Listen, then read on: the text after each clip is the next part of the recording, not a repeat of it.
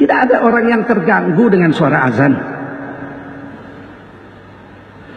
6 presiden telah menjadi presiden Republik Indonesia. Tidak ada orang terganggu dengan suara azan.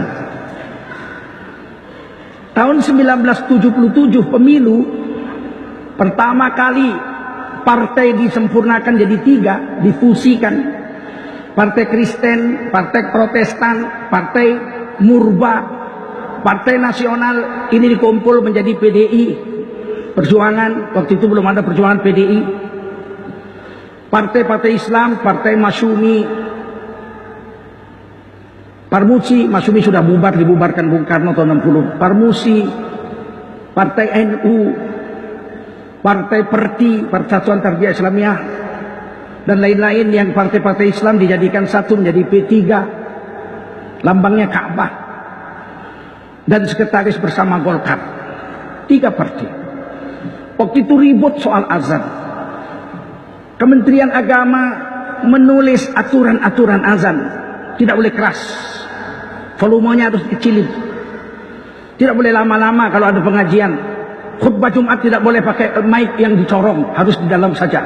Pengajian juga begitu. Terakhir juga dilarang dan sebagainya, sudah dibuat. Begitu itu disosialisasikan, seluruh ulama se-Indonesia menolak dengan keras. Saya masih sekolah SMP, tapi saya mendengar kaset rekaman Kiai Haji Syukron Ma'mun, tokoh NU, berpidato sekeras-kerasnya di depan Wakil Presiden Republik Indonesia Bapak Sudarmono. Jangan coba-coba mengatur azan di negeri Indonesia. Indonesia merdeka dengan perjuangan orang Islam dan para ulama. Pak Harto membatalkan aturan itu. Kurang apa kuatnya Pak Harto 32 tahun jadi presiden?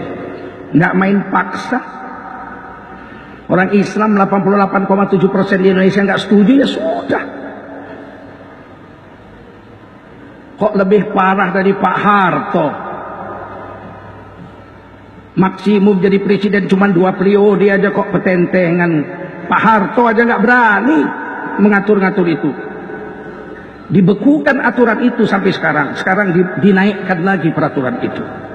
Setelah dari tahun 78 sampai 1000, sekarang 2018. 88, 98, 2008, 2040 tahun.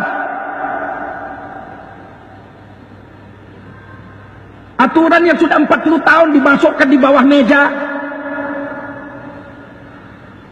Sekarang mau diangkat lagi. Yang perlu dikecilkan volumenya itu bukan mikrofon waktu azan, karena azan ini memang harus keras. Yang perlu dikecilkan itu volume dolar yang sekarang sudah hampir 15.000. Turunkan dolar, tunjukkan kau hebat bekerja. Bukan menurunkan volume azan kau atur-atur.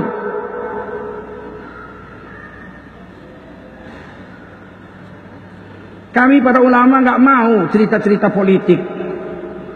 Yang kami ceritakan ini bukan urusan politik, ini urusan agama. Ketika azan yang memang harusnya dengan suara keras, harus diatur-atur, dipelan-pelankan.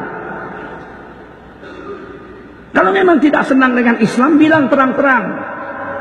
Bikin barisanmu melawan Islam, biar kita tahu mana lawan, mana kawan. Jangan sembunyi dalam selimut, menggunting dalam lipatan. Jantan, coba tunjukkan jantan. Memang tidak senang dengan Islam, tunjukkan. Biar kami tahu juga. Siapa tidak cinta dengan NKRI? Paling banyak darah tertumpah, nyawa tercabut, memerdekakan Indonesia ini adalah orang-orang Islam, para ulama.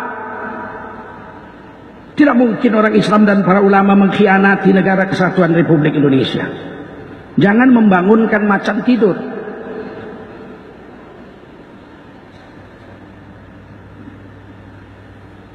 Giliran main musik 5 km masih terdengar, 35.000 watt dipasang mikrofonnya. Kok nggak dikeluarkan peraturan mengatur suara konser musik? Musik-musik yang nggak sembahyang lagi, orang yang nggak sholat lagi, buka-buka aurat, joget-joget maksiat. Kok nggak ada peraturan mengaturnya? Azan kue atur-atur. Semua orang Islam akan mendidih darahnya kalau mendengar seperti ini.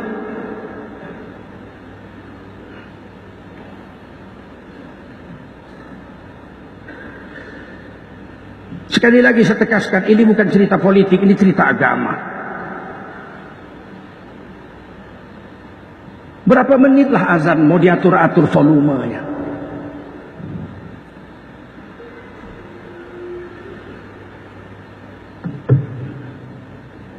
Dulu Singapura bebas azan pakai mikrofon.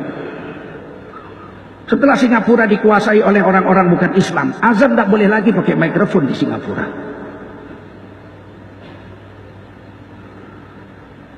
Tapi Singapura tidak pernah berperang melawan penjajah. Mereka merdeka diberi oleh Inggris sebagai hadiah. Jangan samakan dengan Indonesia yang merdeka dengan teriakan Allahu Akbar dan teriakan jihad dari para ulama dan para santri dan para orang Islam. Meskipun ada orang lain tidak dapat dikatakan banyak, hanya 10%. 90% pasti yang memerdekakan Indonesia adalah orang Islam.